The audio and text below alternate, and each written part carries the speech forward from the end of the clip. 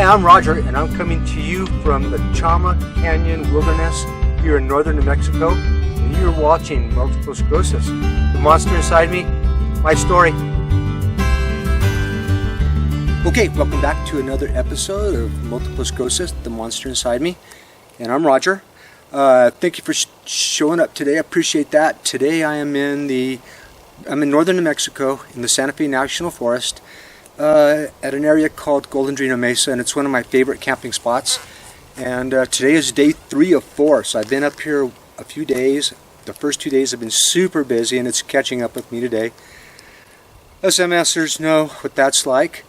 I'm up here with 2 of my best friends, and I call them my brothers, Matt the Southwest Backpacker and James Blackburn. And we got up this morning and had a huge breakfast with Matt, and we walked down off to the point, which is about maybe a half-mile round trip. Those guys wanted to go do a hike and climb off the cliff and take this hike, and that's not something that I even want to do anymore. I've done that hike probably 30 years ago, and I don't want to put myself in that position because I am clumsy and I don't need any help falling, so the last thing I need to do is be climbing down a cliff. So that's where those guys are at, so I thought, well, I'd come back and do this. So yeah, we're the history of this location is I have a cabin about 4 miles from here, down at the bottom of the canyon, down by the river. But the road is so rough that with all my brain surgeries and issues, I don't even tackle that road anymore. But anyway, this is a short clip of where I was at a little while ago, and I just kind of panned around. It's my most favorite view here in New Mexico, and there it is. It is so gorgeous, and looking in the distance is Abiquiu Lake, and then down below at the bottom is the Christ of the Desert Monastery, and they make some of the best beer here in New Mexico for sure. And so today's topic is going to be the lumbar puncture, and but first I want to talk a little bit about what's gone on since the last show. Now I've gone to an audiologist because I was having some hearing problems, and yeah, I do have some hearing loss, and I think maybe part of that might be all those AC/DC and Van Halen concerts I went to back in the 80s, you know. That I know sure didn't help. As you can see, got a little smoke going through here. I am sitting at the campsite, and we've got a little bit what's left of a fire here this morning, and we're going to let that die down. We'll cook on it later on. I do a cooking show called Outdoor Cooking Adventures, and we filmed part of that on Friday and finished it off yesterday. And my buddy James Blackburn did all the filming for me, and I was so excited to have James do the filming for me because James is very humble about it and does not talk about it. But James is a 3-time Emmy winner for his work behind the camera. And so we've been friends for a long time, and he wanted to step up and do this, and I appreciate James, so I want to thank him for doing that. Matt has always done them from before, and I want to thank Matt for helping out too. And he was here during all that, but I wanted to give James a chance, and he had a blast. I had a blast, and I'm looking forward to editing that out and taking a look and see what it looks like, because that stuffed pork loin roast that I cooked yesterday was truly heavenly.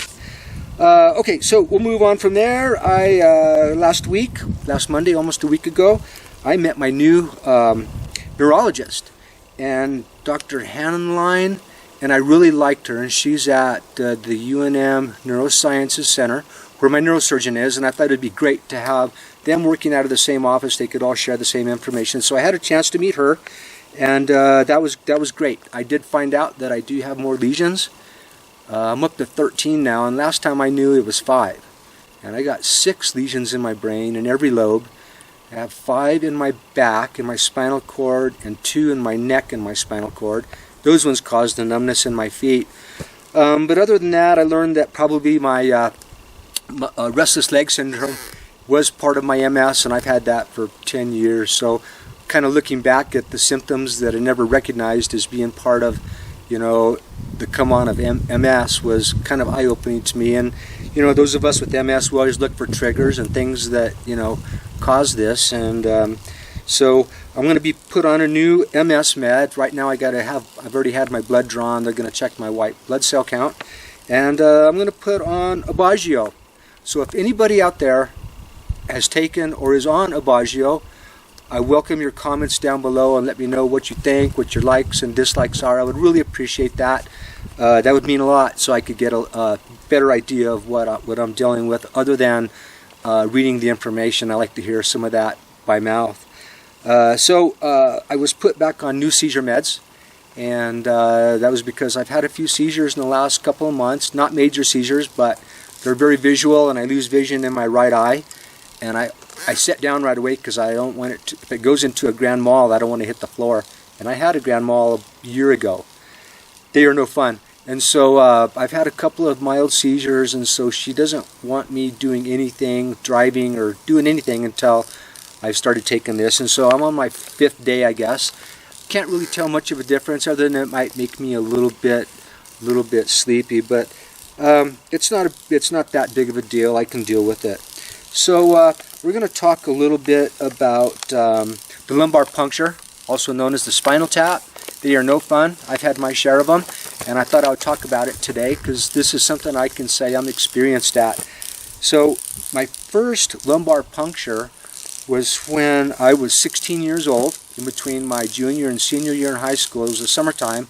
I ended up with spinal meningitis. How I came down with that, still didn't figure it out.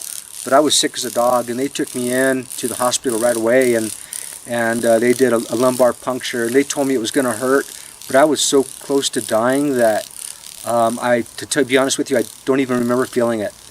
Now, a few days later, I'm going to say a week later, before I was released, another one was done, and that one I did feel, and it was uncomfortable, but I got through it. It was not a big deal. Then moving forward, 35, 40 years, my next lumbar puncture was when I was diagnosed. I went to the hospital, and we've done this whole story before. I was transferred to Presbyterian downtown because they thought I might have multiple sclerosis, and I remember getting the lumbar puncture then. It was extremely uncomfortable, and I apologized to the nurses for some of the not nice things I said. I didn't call them anything, but I was not speaking very nicely, only because it hurt like hell. Got through it, and then after that is when I was diagnosed with MS.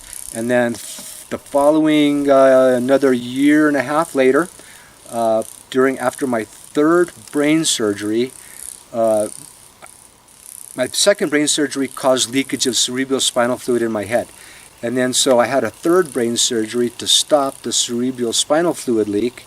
And in order to alleviate the pressure on the brain, they put a needle in my spinal cord, in my back, and I laid on that thing for 5 days in the hospital. And I can't really say it hurt, but that's when I was loaded with fentanyl. And at that point, you could have probably hit me over the head with a hammer, and it probably wouldn't have felt it. So after 5 days or so, they pulled that needle out because it was uncomfortable. It was starting to get uncomfortable, and it was working its way out anyway. So they were hoping that the needle had done its job. So they took the needle out. I stopped the fentanyl at that point because I didn't want to do that anymore. Was released from the hospital, and my leak in my head was not fixed. So beyond that, after that, I had the shunt put in my head, and I have not had a leak with cerebral spinal fluid since then. But yeah, I spent 5 days in the hospital with that needle in my spinal cord, and I remember very little about that time in the hospital.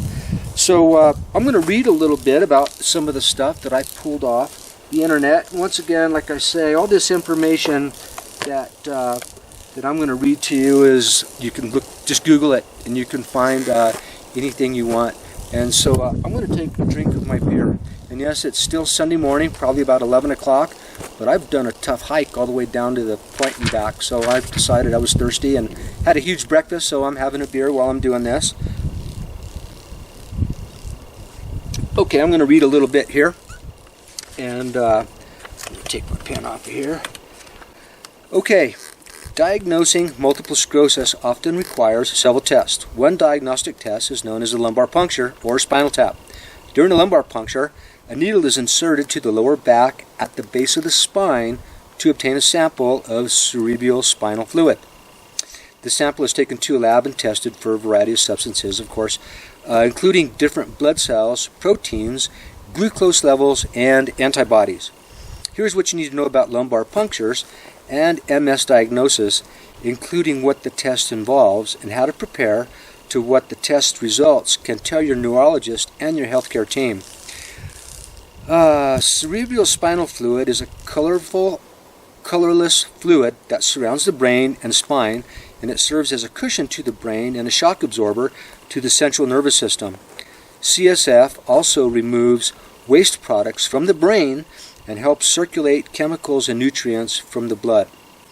In individuals with MS, the cerebral spinal fluid obtained from the Spinal Tap likely contains higher than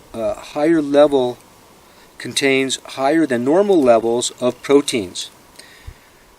This is due to the demyelization or damage to the protective coating, the myelin sheath surrounding the nerves in the brain and spinal cord. We know that's a major thing with us MHSers.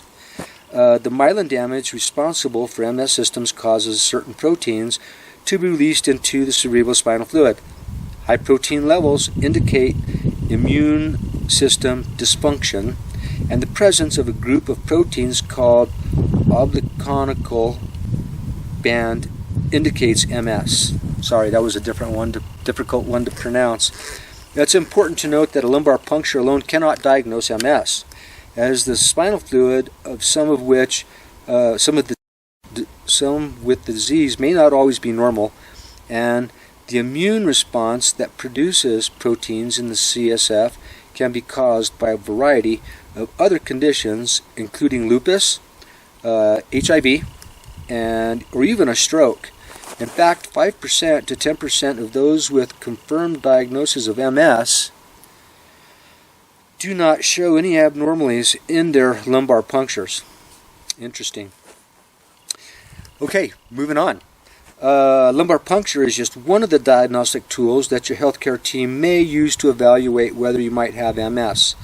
Neurologists are also likely to perform physical and neurological exams, blood tests, and MRIs to rule out other conditions and arrive at a definite MS diagnosis. Okay.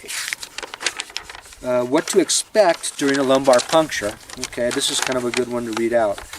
A lumbar puncture usually takes about 45 minutes to complete.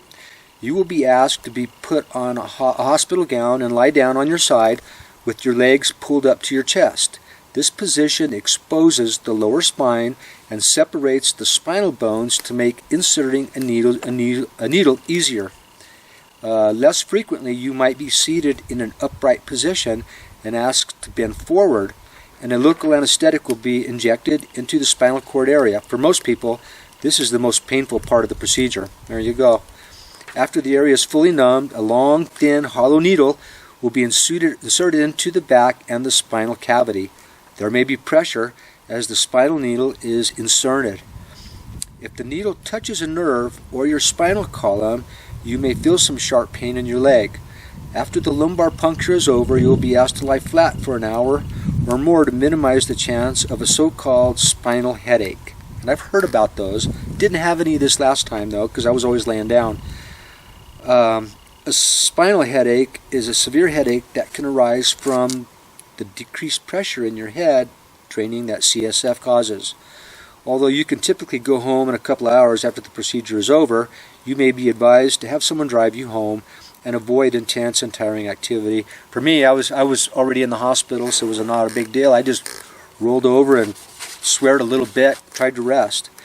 Headaches are a common side of lumbar punctures due to the decreased pressure around the brain that results from removing the CSF. The loss of fluid will replace itself in around a day or two. In the meantime, staying hydrated, resting, and taking pain relievers, if recommended, can help with the symptom headache. It took me a couple days afterwards to feel back to normal, and I don't even know what normal back is. I'm just reading off of this.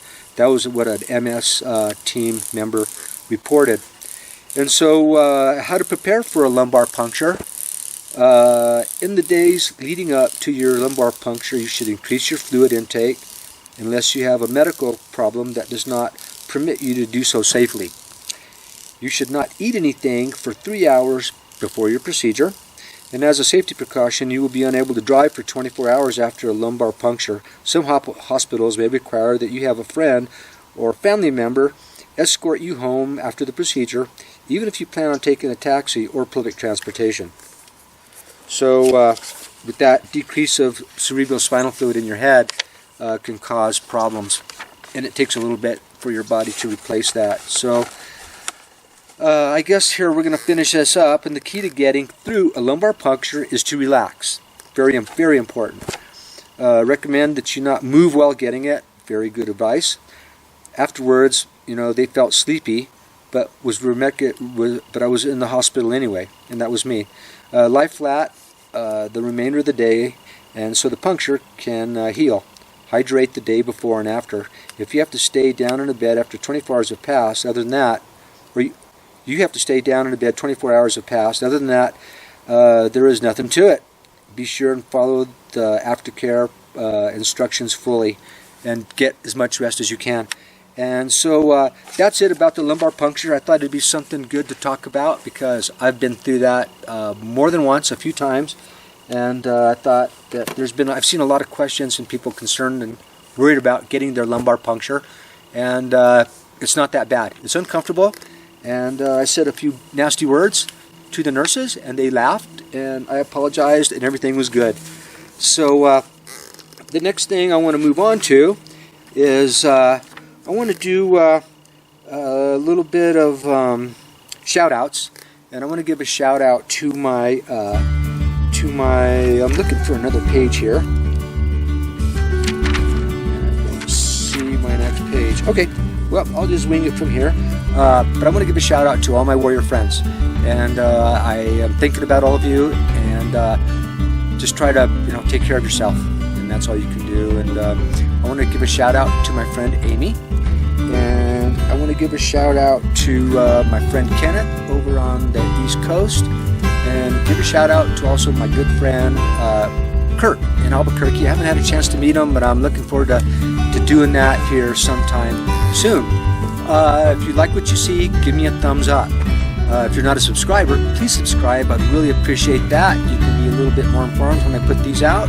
And then if you have any questions or comments, especially about the lumbar puncture, I'd be more than willing to help you out, answer any questions that I can. So leave those comments and questions down below. I would really appreciate it. And I think that's going to end it. I want to say fight the good fight, and never give up.